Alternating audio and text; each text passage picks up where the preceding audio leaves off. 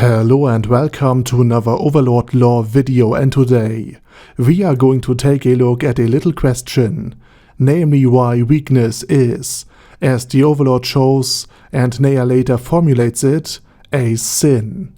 But before we're going to take a look at something sinful, let's take a look at something pure and innocent, namely at my Patreons, and thank them for supporting this channel.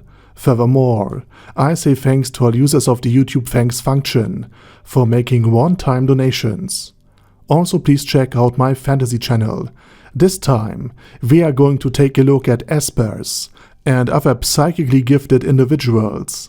And with that said, let's take a look at the first act of the Holy Kingdom's liberation army after the Sorcerer King rode out with said army. They soon arrived at the doorstep of one of the Demon Emperor's prison camps, where humans were skinned alive, healed, and then skinned alive again in order to then process the skin into low-tier scrolls. Naturally, the Liberation Army wanted to save their people from this hell on earth, but they faced a problem. Remedios Custodio ordered the entire army to halt the assault, because the leader of the Bear Folk, a demi-human goatman race, has taken some children hostage and now stood atop a wooden tower and commanded the head paladin to halt the attack, or else the kids would be harmed.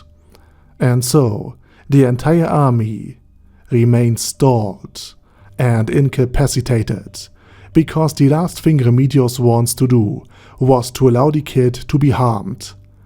But luckily, the Sorcerer King was there to salvage the situation, and in the same way any caster would have done it, by casting the Fireball spell in order to kill the kidnapper alongside its hostages, burning the entire tower to a crisp. Now, while this was utterly ruthless, and in any other anime Ainz Ooal Gown would have been condemned for killing kids, in this grimdark new world this was a necessity, because now the hostage takers, the Bear Folk, the demi-human goatman race, has now learned a lesson. The humans are worthless to the attacker. If you expose yourself with them and try to blackmail the army, you make yourself into an easy target. And so the demi-human goatmen ignored the other humans in their prison and focused on battling the Holy Kingdom's liberation army, in order to get at least a small chance of living or fleeing. But of course the kid did not exist in a vacuum, and a father cried bitter tears of sadness, despair and anger. How could the Sorcerer King kill his own flesh and blood? How could the undead king be so cruel? And Ainz calmly explained himself. His hands were forced, because the father failed to protect his kid. If he had been stronger, then he could have defended his child from the demi-humans, escorted his wife and kids out of the Holy Kingdom into safety, and then all of them could live happily for the rest of their lives. But he failed to protect those most dear to him, and as ruthless, cruel, uncaring and cold this statement was, it was but a statement, a mere recollection of facts and causalities that led to the father losing his child. Ainz, as villainous as he sounded to the reader in this very speech, was and is still right. And this was something that left a deep and lasting impression on Neja Baraja. She too lost much in the war. Her father, a border guard, her mother, a paladin of the Holy Kingdom, and the very reason why she joined the Holy Kingdom's paladins in the first place, alongside many of her fellow countrymen, who have already died, while many more suffered under immeasurable cruelty of the Demon Emperor Yaldabaoth, while already half of her homeland has fallen under his control, and all could have been prevented simply by the Paladin Order of the Holy Kingdom being stronger.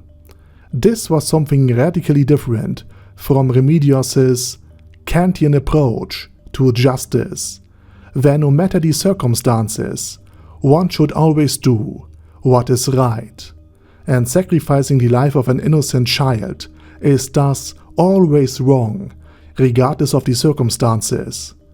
By contrast to this absolute doctrine of justice, Ainz Ooal Gown represented a more Machiavellian approach to justice and to the situation at hand. Ainz will choose the best option, but only among those options that actually exists in reality. He won't refuse to act just because the best and preferred solution isn't available, and Ainz will accept a rotten and bad solution if it is the best among the worst.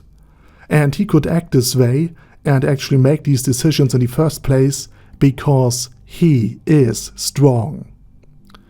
But so is Yaldabaoth, the Demon Emperor. He too can do everything he wants with his limitless power and his strength. And yet, only the Sorcerer King and perhaps Mormont could stop him, at least from Neia's perspective. So as of now, Neia has learned that weakness is a sin, not by being lectured and berated in Remedios' style of teaching, but by observing, learning, and being guided by the Sorcerer King's action, by witnessing his actions and thinking about his words. But Neia, as of yet, had still to understand what justice is. At the moment, she only knew that she would reject Remedios' passive-aggressive form of it. And indeed, Neia would soon get a deeper understanding of it. But for now, the freed humans were short on supply, and the encampment was destroyed in battle. Thus the Liberation Army needed a safe haven as soon as possible, and so it marched to a city nearby, in hopes of conquering it. And now that Ainz Ooal Gown has demonstrated how hostage situations could be handled, the demi-humans could be caught by surprise, once their blackmail failed to work a second time.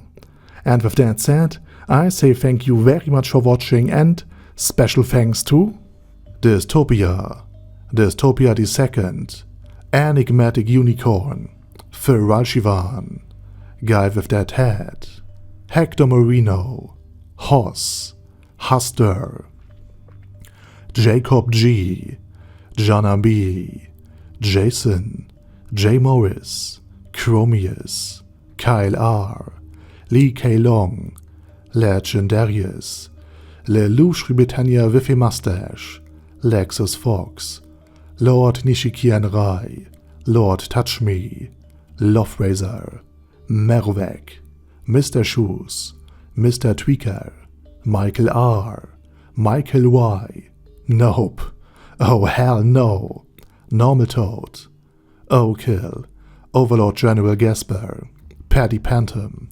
Personage, Primus 11, Cune Caracos P, Shergox's Daddy, Shadow Lightning Wolf, Shrine Keeper, Super Tier Magic Batista Bomb, Supreme Cheese, Staris, Ted, Texas Deer, The Orc War Boss, Rocket Smasher, T.E. Vang, Vash Hawkeye, Vegito 27, Venture Fanatic, Wilhelm, Xenokai, and Zonagon.